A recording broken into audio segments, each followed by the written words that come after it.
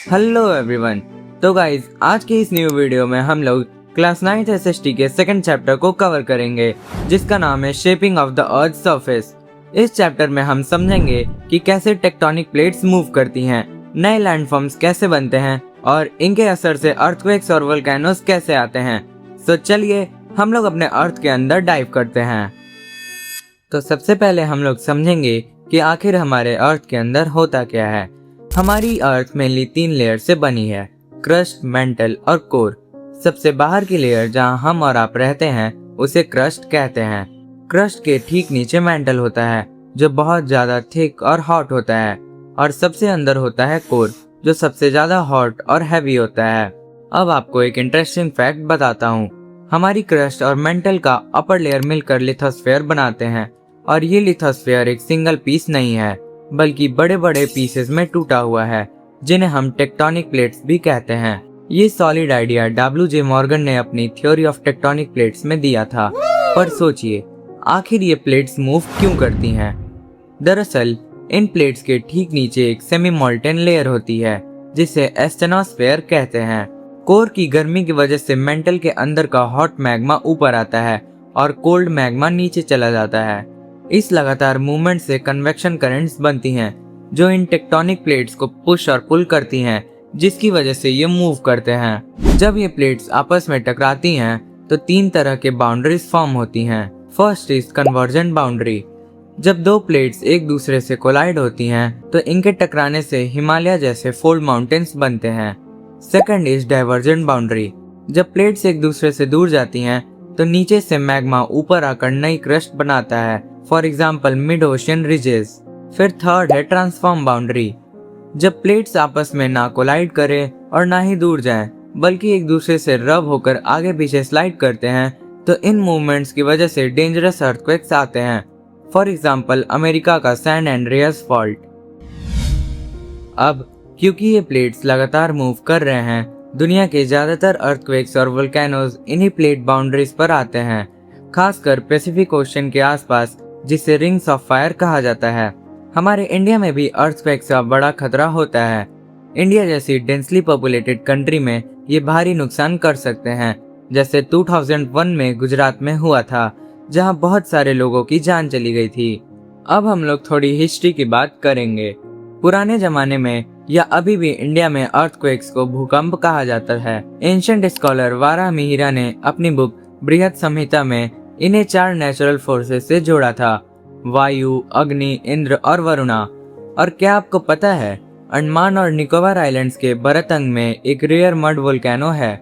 यहाँ आग के लावा नहीं है बल्कि जमीन के अंदर से गैसेस और प्रेशर की वजह से मड निकलता है। अर्थ को नया शेप देने में सिर्फ अंदर की फोर्सेस नहीं बल्कि बाहर के नेचुरल फोर्सेस भी बहुत काम करती हैं। यहाँ 2 मेन कंसेप्ट्स आते हैं, वेदरिंग और इरोजन। सबसे पहले बात करेंगे हम लोग वेदरिंग की। ये वो प्रोसेस है जिसमें जमीन के रॉक्स टूटकर छोटे पीसेस में बदल जाते हैं। इसमें टूटे हुए पीसेस अपनी जगह से मूव नहीं करते हैं। ये टेम्परेचर और एयर, एसिड रेन या प्लांट एंड ट्रीज की रूट्स की वजह से हो सकती है।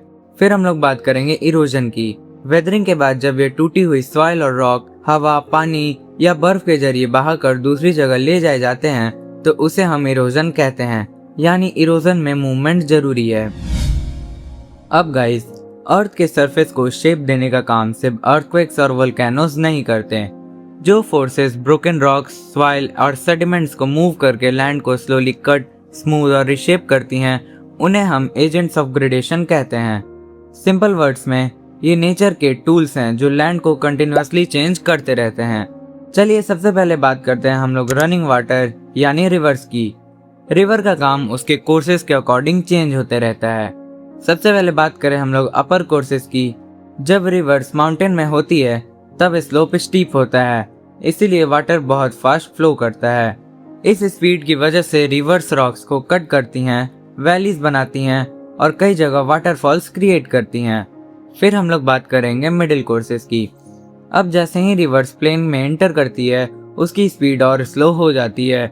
यहाँ रिवर स्ट्रेट नहीं बहती, वो कर्व्स बनाते हुए फ्लो करती है और इन्हीं वाइंडिंग कर्व्स को हम मिएंडर्स कहते हैं। इस एरिया में रिवर फर्टाइल सॉइल भी डिपॉजिट करती है जो एग्रीकल्चर के लिए बहुत ही यूजफुल होती है। एट लास्ट आएंगे हम लोग लोअर कोर्सेज पर, और फाइनली जब रिवर सी के पास पहुंचती है तब उसकी स्पीड और कम हो जाती है। अब रिवर्स अपने साथ लाए हुए sediments like sand, silt and soil deposit करने लगती है। इस डिपोजिशन से एक ट्रायंगल शेप लैंडफॉर्म बनता है जिन्हें हम डेल्टास कहते हैं। डेल्टास की सॉइल यूजुअली बहुत फर्टाइल होती है, इसीलिए राइस और जूट जैसे क्रॉप्स यहाँ बहुत ज़्यादा अच्छे ग्रो करते हैं। एग्जाम्पल के लिए सुंदरबन डेल्टा दुनिया के one of the famous deltas में से एक है। रनिंग वाटर के बाद नेक्स्ट एजेंट है ग्लेशियर। ग्लेशियर को सिंपल लैंग्वेज में स्लो मूविंग आइस रिवर्स बोल सकते हैं। ये बहुत स्लोली मूव करते हैं बट ये काफ़ी पावरफुल होते हैं। जब ग्लेशियर्स लैंड के ऊपर मूव करते हैं तो वो सरफेस को स्क्रैप और ग्राइंड कर देते हैं। River usually V shaped valleys बनाती है बट ग्लेशियर्स लैंड को ज़्यादा वाइड और डीप वे में कट करती हैं, इसलिए ये यू शेप्ड वैलीज बना देते हैं। और जब ग्लेशियर्स मेल्ट होते हैं तो ये अपने पीछे रॉक्स, सॉइल और डिब्रिस छोड़ देते हैं। एंड डिपोजिटेड मटेरियल्स को हम लोग मोरेन कहते हैं। रिवर्स और ग्लेशियर्स के बाद कुछ और एजेंट्स भी लैंडफॉर्म्स बनाते हैं, जैसे अब हम लोग बात करेंगे सी वेव्स की। कोस्टल एरियाज में सी वेव्स बार बार लैंड से टकराती हैं। इस कंटिन्यूअस एक्शन से coast slowly cut and shape होता है। इसी प्रोसेस से बीचेस, सी क्लिफ्स और सी केव्स जैसे लैंडफॉर्म्स बनते हैं। अब हम लोग बात करते हैं विंड की। डिजर्ट में विंड का रोल बहुत इंपॉर्टेंट होता है। वहाँ लूज सैंड और सॉइल इजीली मूव हो जाती है। जब स्ट्रॉन्ग विंड सैंड को उड़ाकर एक जगह से दूसरी जगह ले जाती है तो नए लैंडफॉर्म्स बनते हैं। इसे सैंड ड्यून्स भी कहते हैं, यानी सैंड के हिल्स। कुछ ड्यून्स क्रिश्चियन शेप के होते हैं जिन्हें बार्चन ड्यून्स कहते हैं, और कुछ ड्यून्स मल्टीपल डायरेक्शन में स्प्रेड हो जाते हैं जिन्हें हम स्टार ड्यून्स भी कहते हैं। विंड कभी कभी रॉक्स को भी कट करके लॉन्ग रिजेस बना देती है जिन्हें यारडैंग्स कहते हैं। हमारा लास्ट एजेंट है अंडरग्राउंड वाटर। जहाँ लाइमस्टोन रॉक्स होती हैं वहाँ अंडरग्राउंड वाटर केमिकल एक्शन के थ्रू रॉक्स को स्लोली डिसॉल्व कर देती हैं। इस प्रोसेस से स्पेशल लैंडफॉर्म बनता है जिसे कास्ट टोपोग्राफी कहते हैं। कास्ट एरियाज में केव्स, सिंक होल्स, स्टेलेक्टाइट्स और स्टेलेग्माइट्स मिलते हैं। इसके बीच का सिंपल डिफरेंस याद रखिए। स्टेलेक्टाइट्स केव की रूफ के नीचे से लटकते हैं और स्टेलेग्माइट्स केव के फ्लोर के ऊपर से ग्रो करते हैं। लेकिन दोस्तों, अर्थ के ये चेंजेस कभी कभी डेंजरस भी हो सकते हैं। इन्हीं प्रोसेसेस से कुछ नेचुरल डिजास्टर्स भी ट्रिगर हो सकते हैं। सबसे पहले बात करेंगे हम लोग लैंडस्लाइड्स की। जब माउंटेन स्लोप्स वीक हो जाती हैं तो सॉइल, रॉक्स और लैंड सडनली नीचे स्लाइड करने लगते हैं। इसे लैंडस्लाइड कहते हैं। हैवी रेनफॉल, अर्थक्वेक और डिफॉरेस्टेशन लैंडस्लाइड को ट्रिगर कर सकते हैं। डिफॉरेस्टेशन का मतलब होता है ट्रीज का कट होना। ट्रीज रूट्स के थ्रू सॉइल को होल्ड करते हैं, और जब ट्रीज ही नहीं होंगे तो सॉइल लूज हो जाएगी और इसकी वजह से लैंडस्लाइड का रिस्क और भी बढ़ जाएगा। नेक्स्ट हम लोग बात करेंगे एवेलांचेस की। स्नोई माउंटेन्स में कभी कभी large amount of snow suddenly break होकर नीचे गिरने लगता है। इसे एवेलांच कहते हैं। हैवी स्नो, राइजिंग टेम्परेचर और अनस्टेबल स्नो एवेलांच को ट्रिगर कर सकते हैं। नेक्स्ट हम लोग बात करेंगे GLOFS की, यानी glacier lake outburst floods. Global warming से ग्लेशियर्स जल्दी पिघल रहे हैं। जब पहाड़ों के ऊपर इन ग्लेशियर लेक्स में पानी लिमिट से ज़्यादा बढ़ जाता है तो उनके नेचुरल डैम टूट जाते हैं। इससे अचानक से बहुत डेंजरस फ्लड्स आ जाते हैं। एग्जैक्टली वैसा ही जैसा 2021 में उत्तराखंड के चमोली में हुआ था। नेक्स्ट हम लोग बात करेंगे डस्ट स्टॉर्म्स की। ड्राई एरियाज में जब सॉइल लूज होती है और स्ट्रॉन्ग विंड्स चलता है तो डस्ट एयर में स्प्रेड हो जाती है। इससे डस्ट स्टॉर्म्स बनता है।